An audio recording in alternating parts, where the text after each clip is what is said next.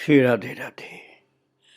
भक्तों, पारिवारिक व्यक्ति को अर्थात गृहस्थी व्यक्ति को भगवान की भक्ति में बाधा तो पड़ती है।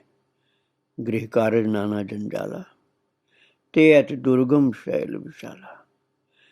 लेकिन यदि सामर्थ्यवान सदगुरु का आशीर्वाद प्राप्त हो, गुरुदेव से श्रद्धा के साथ जुड़ा रहे शिष्य, तो गृहस्थ शिष्य को भी गुरुदेव महान बना देते हैं। और ज्योतिराम जी के साथ यही हो रहा था। वह अब आकर के माठ में वकालत करने लगे थे और मन उनका बिल्कुल नहीं लगता था। तो बाबा गौरांग दास जी स्वयं वृंदावन से माठ जा करके उनके घर रुके और उनसे कह दिया, तेरो तो जय काम अच्छो है, अर्थात तेरा ये काम ठीक है, इसको कर और भक्ति भी कर। तो अब बाबा स्वयं बाबूजी के पास अर्थात ज्योति बाबू के पास माठ आने लगे और ज्योतिराम जी को बार बार उनके दर्शन के लिए भाग छूटने की बाध्यता अब नहीं रह गई, क्योंकि जिनके पास भाग के आते थे वही उनके पास अब जाने लगे, गौरांग दास जी महाराज। तो बाबा बीच बीच में मुंशी बाबूलाल जी के मकान में आते और वहां कुछ दिन रहते और उनके आते ही आनंद का समुद्र मरने लगता। अब तक बाबूजी के अनेक साथी भी बाबा के संपर्क में आ चुके थे। मनोहर लाल वकील, केशव देव वकील, राम किशोर जी, ठाकुर स्वरूप सिंह जी, मुंशी देवकी नंदन जी, मुंशी बाबूलाल जी, ये लोग थे। बहुत सच्चे सत्संगी थे और ज्योतिराम जी तो थे ही, इनके साथ ही ये लोग भी थे बाबा के सत्संगी। तो बाबा के आने पर रात को बहुत देर तक संकीर्तन होता, सत्संग कीर्तन आदि में आनंद की वर्षा होती। मुंशी बाबूलाल जी के इस मकान में ही मेस की व्यवस्था अर्थात भोजन की व्यवस्था हो गई और बाबूजी के कई साथी उन दिनों अकेले ही रहते थे। वे सभी इस मेस में भोजन करते थे। रसोई के लिए एक ब्राह्मण नवयुवक श्री नारायण महाराज रखे गए थे। इस मेस के सदस्यों के लिए शर्त रखी गई थी कि वे कंठी माला धारण करेंगे, तुलसी गले में होगी, नाम जप की एक निश्चित संख्या पूरा करना भी उनके लिए अनिवार्य था। ऐसा नहीं कि हर कोई उस मेस में भोजन कर ले। इस प्रकार इस निवास स्थान के माध्यम से माठ में, पहले तो माठ गांव कहा जाता था, अब तो शहर हो गया वो, तो उस माठ गांव में धीरे धीरे भक्ति का प्रचार प्रसार होने लगा।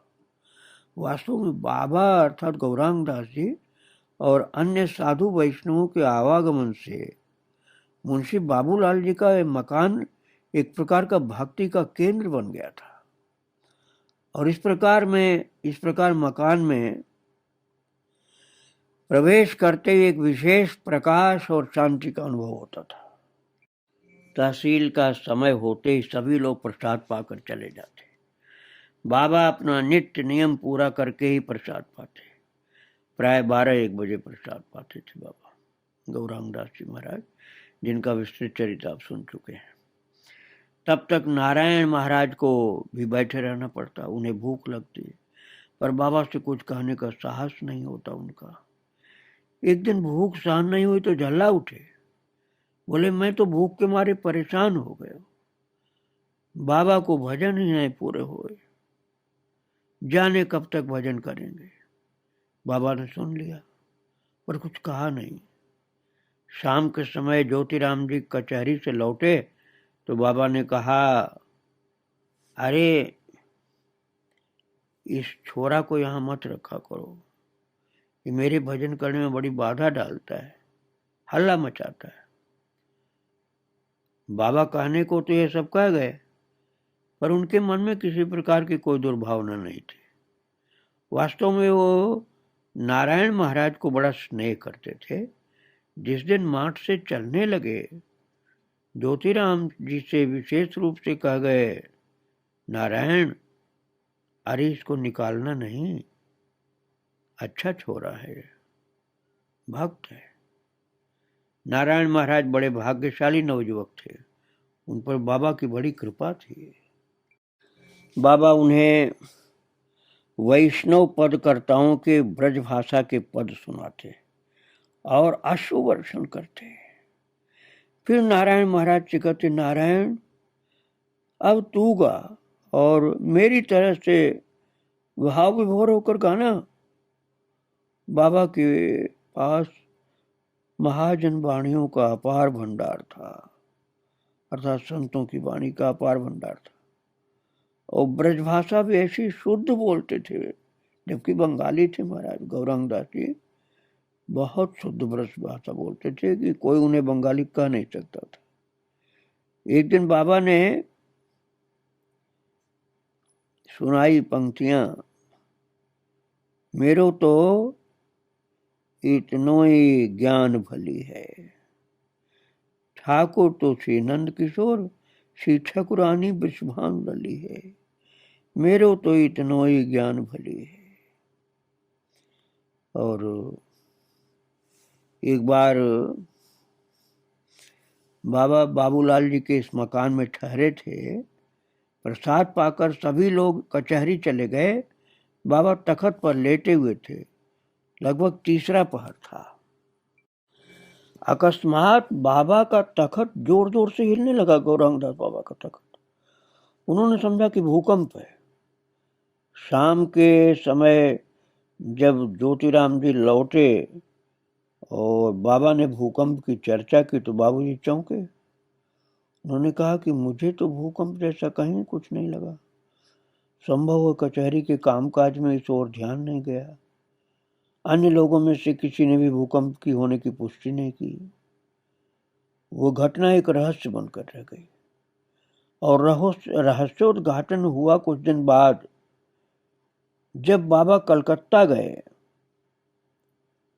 और वहां पगली नाम से परिचित बड़े बाबा श्री राधा रमण चरण दास देव की एक शिष्या रहती थी। उन्हें बीच बीच में बड़े बाबा का आवेश होता था। ऐसा बाबा के सामने भी हुआ। बाबा ने उनसे कहा, आपने मुझे तो बिल्कुल भुला दिया, मुझ पर भी कृपा कीजिए। बड़े बाबा उस समय पगली माँ के हृदय में प्रकट हो रहे थे। उन्होंने उत्तर दिया, अरे मैं तो तुम्हें हर समय देखता रहता हूँ, याद नहीं उस दिन मार्च में ज्योति के घर तखत हिलाया था मैंने उसके नीचे घुस करके पीठ से हिलाया था। लौट करके बाबा ने इस अद्भुत घटना और परम सौभाग्य की बात ज्योतिराम जी को बताई।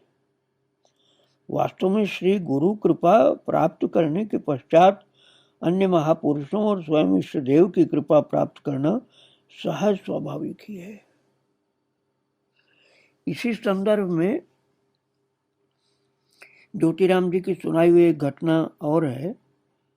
कलकत्ता में बाबा जी महाराज के एक शिष्य थे, उनका नाम कुछ था अटपटा सा। वे बड़े शांत और लज्जालु प्रकृति के व्यक्ति थे। बाबा जी महाराज के आगे बोलने का साहस नहीं कर पाते थे। एक बार उनके भीतर भी बड़े बाबा का प्रादुर्भाव हुआ और वे बाबा जी महाराज के सामने बैठे थे। एकाएक उन्होंने राम कह करके बाबा जी महाराज को कुछ आदेश किया। बाबा जी महाराज तुरंत समझ गए और बड़े बाबा के उद्देश्य से हाथ जोड़ करके शांत होकर के सुनने लगे। अब ज्योतिराम जी मुंशी बाबूलाल जी का मकान छोड़ करके बाबू देवकी नंदन जी के मकान में रहने लगे थे। वे विजयी का नगला जो है वहां से अपनी धर्मपत्नी को लिवा लाए। उस समय परिवार में जो उनकी बेटियां थी, कन्हैया भैया और राधा रमण भैया आदि थे, तो बाबूजी का भजन साधन भक्ति सब ठीक प्रकार से चल रही थी, कोई बाधा नहीं थी। वे भक्ति मार्ग पर काफी आगे पहुंच चुके थे, लेकिन जन साधारण के सामने सदैव ही एक साधारण गृहस्थ के रूप में अपने को प्रकट करते थे। और भक्तों, ब्रज गोपाल दास जी के भाई मोहन चंद्र का जन्म इसी मकान में 15 जून 1935 को हुआ था। और उनकी माँ बताती हैं उनको कि मुझे बाबा ने अपनी गोद में लेकर खूब खिलाया था। ज्योतिराम जी के गुरुदेव, गुरुदेव कहिए, गुरु भाई कहिए, गौरांग दास जी महाराज। गौरांग दास जी के गुरुदेव रामदास जी से दीक्षा दिलाया था बाबा ने, लेकिन ज्योतिराम जी गौरांग दास जी को भी गुरु जैसे ही मानते थे, जबकि गुरु भाई थे वो। इस मकान में भी बाबा पहले जैसे आते और अपनी इच्छा अनुसार ठहरते। एक मुसलमान सज्जन बख्शी जी बाबा के पास उनके दर्शन के लिए आने लगे। वे तहसील में मुहर्रिर के रूप में काम करते थे। बाबा से बड़े प्रभावित थे। वे कहते थे कि मैंने बाबा गौरांग दास जी की बड़ी परीक्षा की है। वे वास्तव में बहुत ऊंचे महात्मा हैं। मेरे ऊपर जब भी कोई संकट आता है, मुझे स्वप्न में बाबा दिखते हैं और मेरे दुख दर्द को दूर कर जाते हैं। जीवन के शेष भाग में बख्शी जी को लकवा मार गया था। वे कहते इस बार बाबा के दर्शन स्वप्न में नहीं हो रहे हैं, पता नहीं क्या बात है। कुछ दिन बाद उन्होंने शरीर छोड़ दिया। और बाबू ज्योतिराम जी मार्च से जब भी वृंदावन जाते, अर्थात वृंदावन आते, तो बाबा अन्य लोगों के साथ साथ बख्शी जी का कुशल क्षेम पूछे बिना नहीं रहते। वे निस्संदेह बड़े भाग्यशाली थे। एक बार माठ में बंदरों की संख्या बढ़ गई। लोग उनसे दुखी हो गए क्योंकि वे लोगों को तरह तरह से क्षति पहुंचाने लगे। लोगों ने चंदा करके बंदर पकड़ने वाले बुलवाए और कुछ लोग बाबूजी के पास भी चंदा लेने के लिए आए। चंदा वसूल करने वाले लोग ज्योतिराम जी के पास भी आए चंदा लेने वाले। तो ज्योतिराम जी ने कहा, भाई बंदरों से मुझे कोई कष्ट नहीं है, मैं नहीं चाहता कि वे पकड़े जाएं। इस काम के लिए मैं चंदा नहीं दूंगा। ये सुनकर के सभी लोग अपने अपने मनोभाव के अनुसार प्रतिक्रिया व्यक्त करके चले गए। वास्तव में भगवान से प्रेम करने का अर्थ है जीव मात्र से प्रेम करना। और ज्योतिराम जी का हृदय ये सहन नहीं कर सका कि बेचारे बंदर बंधनग्रस्त होकर के परेशानी में पड़े। तो वे एक भक्त थे, ये बंदरों का कष्ट वो नहीं देख सकते थे। वे कहते थे बंदर जो हैं हमारा क्या बिगाड़े हैं, सब पशु पक्षी भगवान के धाम में रहते हैं, भगवान ने बसाया, हम क्यों उनको निकलवाएं। तो वो कहते थे जो भगवान के कारण सब जीवों से प्रेम करता है वो प्रभु को प्यारा होता है।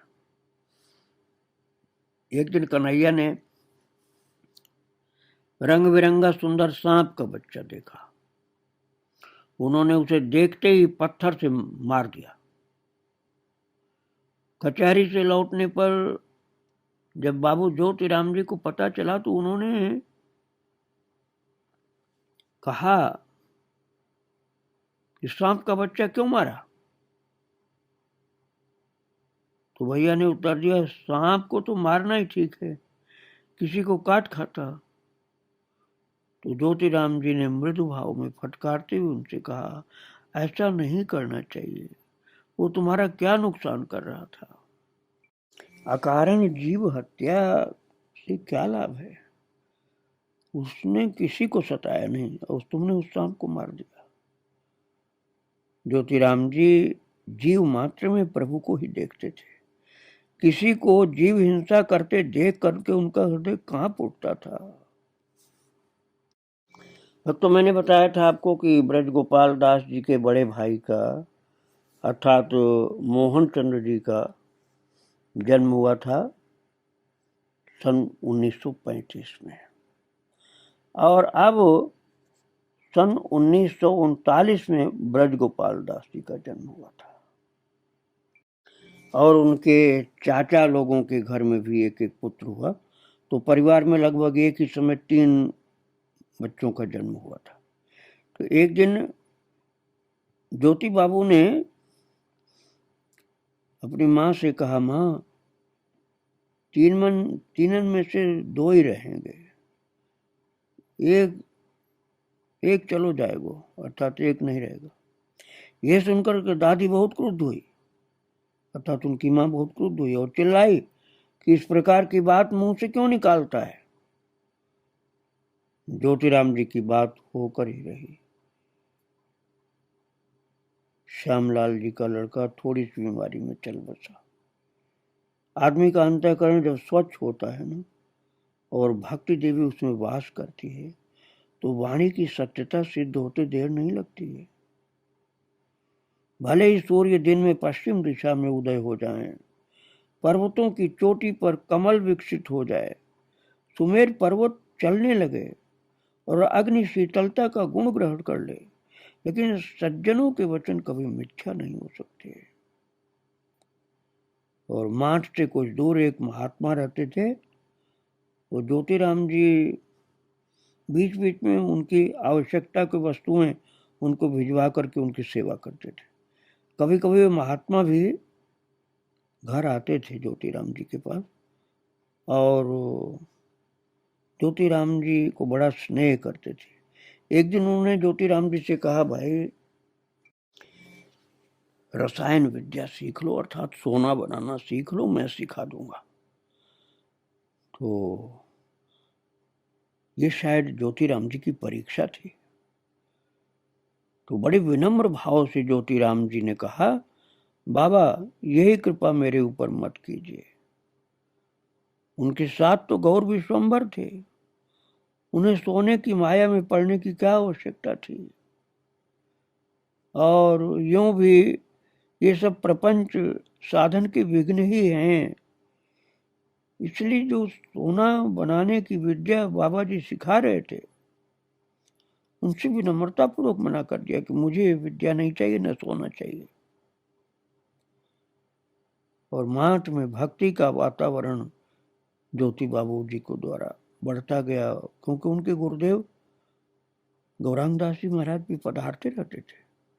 बीच बीच में गौरांग दास जी के आते रहने से माठ गांव का वातावरण बदलने लगा। बहुत से लोग उनकी प्रेरणा और शरणागति से भजन साधन में प्रवृत्त होने लगे, और भगवत भक्त के रूप में ज्योतिराम जी का नाम भी दूर दूर तक पहुंचने लगा। बहुत बार ऐसा होता कि गांव में कहीं कोई महात्मा पधारते तो लोग उन्हें ज्योति बाबू के घर भेज देते। एक बार गेरुआ वस्त्रधारी सुडौल शरीर के 2-3 महात्मा बाबूजी के घर एक परिचित के यहाँ पहुंच गए। बाबूजी के एक खुद के घर में नहीं, बल्कि बाबूजी के एक परिचित के यहाँ पहुंच गए।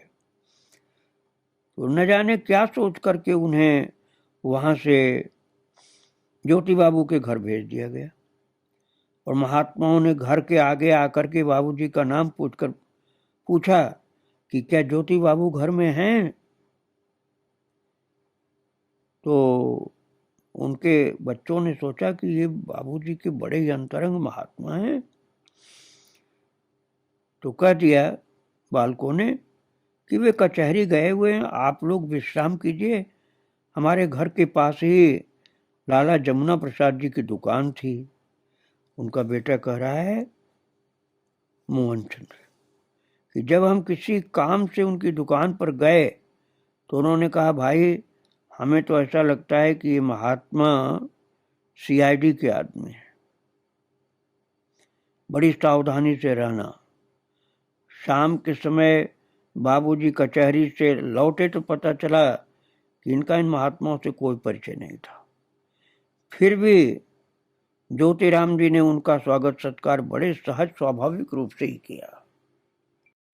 और भक्तों, गौरांग दास जी जैसे महान सिद्ध पुरुष जिनके घर आते थे, वो भाग्यशाली ज्योतिराम जी संतों के बड़े प्रेमी होते गए और साधु महात्माओं के आवागमन का सिलसिला चल पड़ा उनके घर। शायद ही कोई ऐसा दिन आता जब कोई न कोई वैष्णव इनके घर न आता हो। गौर विश्वंभर से संबंध होने पर यही होता है, श्री गुरु वैष्णव मिलिवे घरे। बाबा जी महाराज भी कहते थे, वो कहते थे गौरांग दास जी कि अल्प भाग्य है ना गृह नाम संकीर्तन। कहते थे जिसका भाग्य बहुत अच्छा होता है उसी के घर में नाम कीर्तन होता है। और फिर कहते थे गृह नाम संकीर्तन वैष्णवेर आगमन अल्प भाग्य है ना। अर्थात जिसका भाग्य कमजोर होता है उसके घर में न वैष्णव संत आते हैं और न उसके घर कीर्तन होता है। इसका मतलब ये हुआ कि जिसके घर संत पधारे और भगवान नाम कीर्तन हो वो बड़ा भाग्यशाली होता है। वर्ष में कुछ विशेष अवसरों पर उत्सव आदि भी आयोजित किए जाते हैं, जैसे फाल्गुनी पूर्णिमा पर महाप्रभु की जयंती, कृष्ण जन्माष्टमी आदि उत्सव आयोजित किए जाते थे। कभी कभी गुरु भाइयों के घरों पर अष्ट प्रहर नाम संकीर्तन भी होते हैं और नगर कीर्तन भी आयोजित किए जाते हैं। एक बार जगत बंधु प्रभु की जयंती पर उनके चित्रपट के साथ बड़ी धूमधाम के साथ नगर कीर्तन निकाला गया था। उस दिन दैव योग से पानी गांव के महात्मा पंडित राधिका दास जी भी आ निकले थे उस समय। तो उन्होंने भी भाव विभोर होकर अपनी बांसुरी बधे पैरों से सुंदर नृत्य किया था। इन सब उत्सव आयोजनों के माध्यम से माट गांव में महाप्रभु के नाम प्रेम की आनंद लहरियां उठने लगी थी। भक्त मोहन चंद्र जी कहते हैं कि पूज्य बाबा श्यामलाल जी के लिए लड़की देखने के लिए बाबूजी को आगरा के निकट पनवारी नामक गांव में जाना पड़ा। लड़की के पिता 12 गांवों के जमींदार थे। उनकी गणना बड़े रईसों में होती थी। ऐश्वर्य से युक्त होते हुए भी उनके घर का वातावरण बड़ा सात्विक था। वे बड़े भक्तिमान थे। रात के समय नित्य रामायण पाठ होता था, जिसमें बहुत से लोग भाग लेते थे और पाठ के बाद रामायण से संबंधित प्रश्न उत्तर आदि के द्वारा सत्संग होता था। वहां सबको अपने रामायण ज्ञान का बड़ा गर्व था। उस दिन बाबूजी को भी सत्संग में बैठने का अवसर मिला। एक सज्जन बोले, ज्योतिराम बाबू, आप एक चौपाई का अर्थ बताएं तो हम आपको जाने। तो ज्योति बाबू ने कहा, भाई मुझे तो कोई ज्ञान नहीं है, पर आप चौपाई बताइए, चेष्टा करूंगा। तो वे कहा करते थे कि आदमी चाहे थोड़ा पढ़े, जितना भी पढ़े, उसे अच्छी तरह समझना चाहिए। उन सज्जन ने चौपाई पढ़ी और ज्योतिराम जी ने उसका संतोषजनक अर्थ बताकर सभी को बड़ी प्रसन्नता प्रदान किया। इस प्रकार से महान संतों के संग में रहते रहते इनको भक्ति के साथ ज्ञान भी हो गया था। और ज्योति बाबू जी दीक्षा तो प्राप्त किए थे बड़े बाबा के शिष्य रामदास जी से, लेकिन उनका गौरांग दास जी के प्रति भी गुरु भाई होते हुए भी गुरु का जैसा भाव था और सच्चे सत्संगी हो गए थे गौरांग दास जी के। इसलिए उनके भक्ति उनके हृदय में बढ़ती जाती थी, प्रेम भाव बहुत बढ़ता जाता था। और बाबा की जो कृपा थी ना गौरांग दास जी की, उसके कारण महान भक्त हो गए थे। पर अपने को गृहस्थ ही दिखाते थे। ऐसा नहीं दिखाते थे कि मैं बड़ा भारी भक्त संत हूँ ना, वो अपने को गृहस्थ दिखाते हुए भी महान भगवत भक्त थे। उनके चरित्र को आगे मैं फिर सुनाऊंगा। आज भक्त ज्योति बाबू और उनके गुरुदेव और सब संतों को प्रणाम कर रहा हूँ और यहीं विराम दे रहा हूँ। श्री राधे राधे, जय श्री राधे।